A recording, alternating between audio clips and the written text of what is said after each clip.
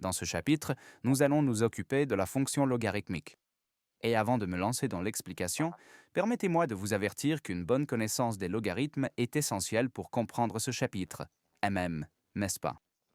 Autrement dit, sans logarithme, cela ne fonctionnera pas ici. Si je résume brièvement, nous avons rencontré cette notation avec les logarithmes, c'est-à-dire a à la puissance i est égal à x. Disons un exemple concret. Si nous avons 2 à la puissance 3, cela fait 8, n'est-ce pas? Et maintenant, ces symboles sont importants, c'est-à-dire que nous écrirons toujours le logarithme avec une certaine base, sauf s'il s'agit d'un logarithme décimal. Ensuite, x est égal à it. Autrement dit, pour le logarithme de base 2 de 8, nous nous demandons à quelle puissance, n'est-ce pas? Nous nous demandons à quelle puissance nous devons élever 2 pour obtenir 8. Et la réponse est 3, n'est-ce pas? Cela signifie que le logarithme résout ce problème de puissance en mathématiques.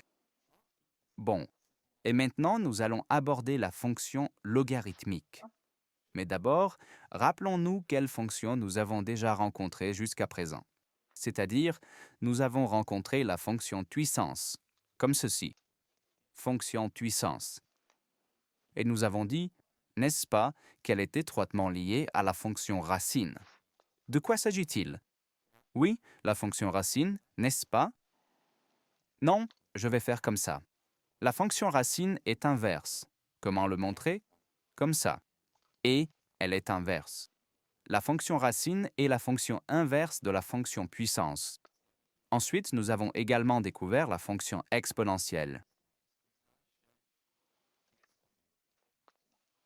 Et maintenant, nous verrons que la fonction logarithmique, la fonction inverse de la fonction exponentielle. Ainsi, nous allons d'abord examiner cela sur l'exemple du domaine de définition et de l'ensemble des valeurs. C'est-à-dire, si nous avons un certain domaine de définition, n'est-ce pas, ce sont tous nos x que nous pouvons insérer dans une fonction. Nous aurons par exemple 1, 2, 3, puis l'ensemble des valeurs. Et ici, entre les deux, nous avons une règle.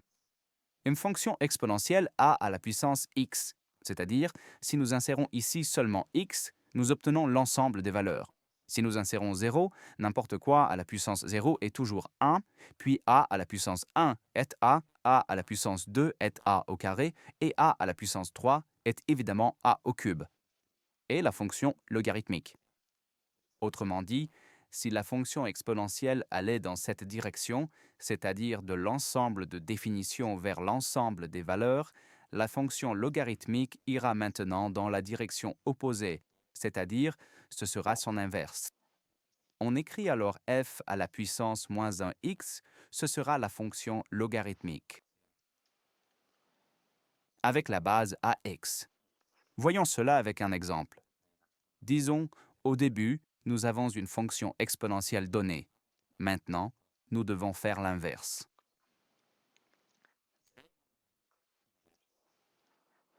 On dit i2 à la puissance de x. Maintenant, nous échangeons x et y. Et qu'avons-nous obtenu maintenant? Nous avons maintenant cette forme, n'est-ce pas? C'est-à-dire, nous avons a à la puissance de i est égal à x. Et cela, nous devons maintenant l'écrire avec un logarithme. Donc, nous écrivons le logarithme.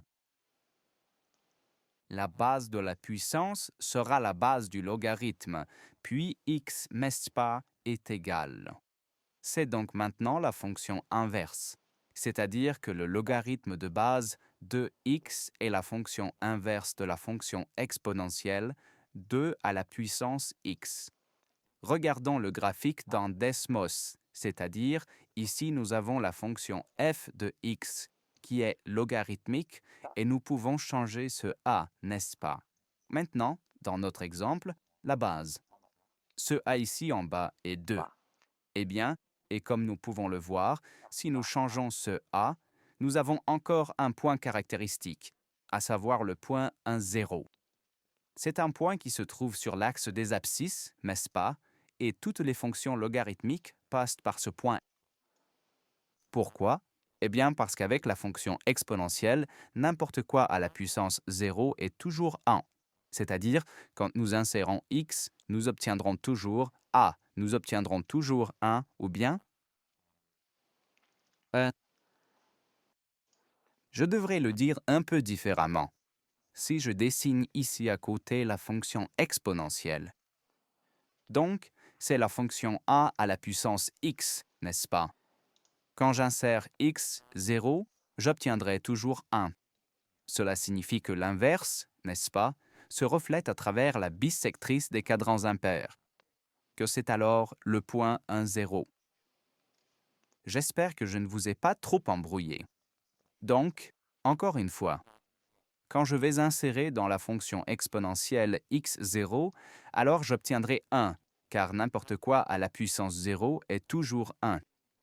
Et si la fonction logarithmique est l'inverse de cette fonction exponentielle, tous les points se reflètent à travers la symétrie des quadrants impairs. Cela signifie que le point 0, 1, n'est-ce pas, nous avons dit, x et y s'échangent, apparaît alors comme le point 1, 0. C'est donc un point caractéristique de la fonction logarithmique. Notons-le quelque part. Point 1, 0. Nous aurons toujours cela. Eh bien, et comme avec la fonction exponentielle, nous verrons aussi ici que nous avons deux types de fonctions logarithmiques, ou plutôt, nous distinguons deux familles de fonctions. Donc, quand nous parlons de la fonction logarithmique, n'est-ce pas, c'est la fonction logarithme de base à x, nous aurons un exemple où a, ou des exemples où a est supérieur à 1. C'est une famille de fonctions ou un type de fonction logarithmique. L'autre sera quand a est entre 0 et 1. Non, la suite, n'est-ce pas, de cette explication et le graphique, nous les verrons dans la prochaine vidéo.